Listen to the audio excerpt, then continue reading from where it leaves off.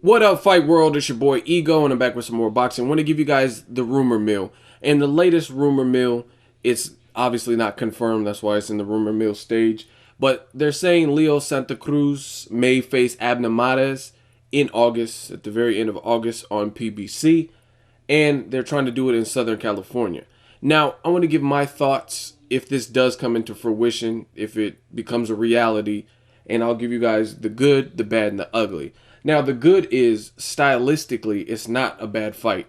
And I wasn't really impressed with Leo Santa Cruz on the Mayweather-Pacquiao undercard. He fought Jake from State Farm, went the distance with him. I mean, he was obviously winning the rounds and dominating, but he couldn't get him out of there. And he moved up for that fight to featherweight. So I think he should drop back down personally.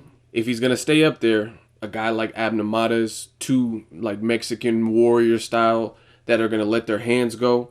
At least that's how Abner MARES used to box a bit more, but in recent fights, like his fight with Ramirez, I think on the Khan versus Alexander undercard, he was fighting very aggressive. He used to be more of a boxer slash boxer puncher, and now in recent memory, he's just been a lot more aggressive.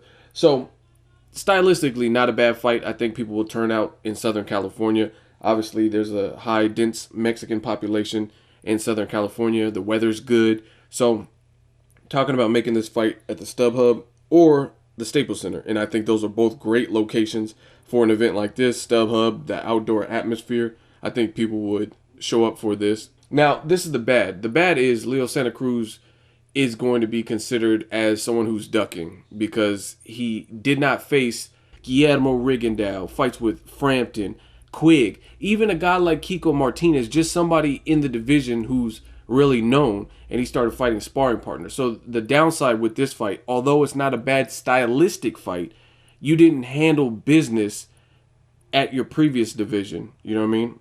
At 122, you didn't fight like a Donaire, even anybody. You didn't fight anybody like that, and you just moved out of the division, and now you're fighting Abner MARES. And for MARES, he's never even avenged the Johnny Gonzalez rematch where he got knocked out. Johnny Gonzalez lost to Gary Russell Jr. on Showtime and is no longer a champion.